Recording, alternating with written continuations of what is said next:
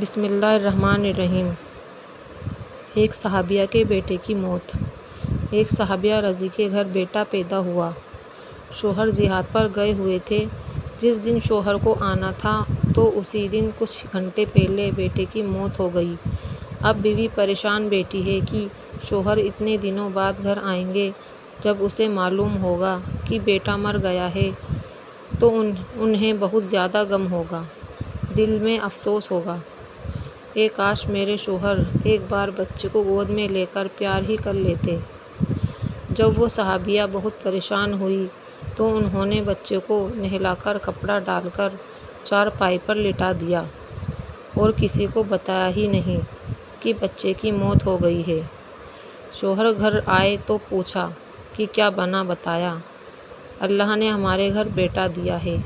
شوہر نے پوچھا کہ میرا بیٹا کہاں ہے؟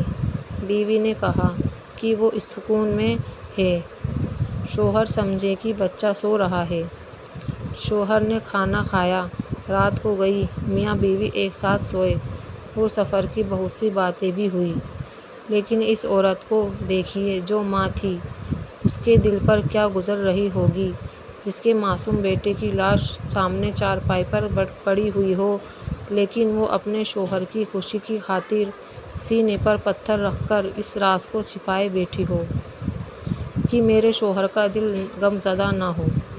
وہ نیک بیوی اس کے ساتھ کھانا بھی کھا رہی ہے، ہنس بول بھی رہی ہے، دونوں میاں بیوی مل بھی رہے ہیں، یہاں تک کہ اسی حال میں صبح ہو گئی۔ صبح بیوی اپنے شوہر سے پوچھتی ہے کہ مجھے ایک بات بتائیے۔ شوہر نے کہا، پوچھو۔ کہنے لگی کہ اگر کوئی کسی کو امانت دے اور پھر کچھ دنوں بعد وہ اپنی امانت واپس مانگے تو اسے خوشی خوشی واپس سے دینا چاہیے یا غمزدہ ہو کر؟ شوہر نے کہا کہ خوش ہو کر دینا چاہیے۔ بیوی نے کہا کہ اے میرے شوہر، اللہ تعالیٰ نے آپ کو بھی بیٹے کی شکل میں ایک امانت دی تھی۔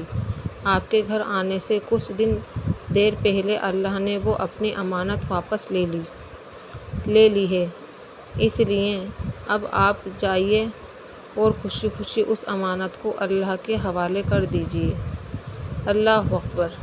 اس صحابیہ رضی نے شوہر کے ساتھ اپنی محبت کا حق ادا کر دیا۔ صبح کو شوہر حضور صلی اللہ علیہ وسلم کی خدمت میں حاضر ہوئے اور کہا کہ اے اللہ کے نبی، میرے گھر میں یہ معاملہ ہوا۔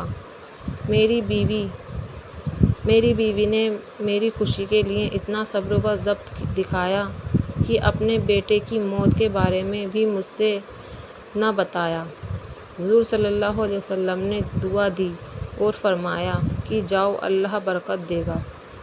لہٰذا اللہ تعالیٰ نے ان دونوں میاں بیوی کو اس رات میں ملنے کی وجہ سے ایک نیک بیٹا عطا فرمایا، اور وہ بیٹا آگے چل کر حافظ قرآن اور حافظ حدیث بنا۔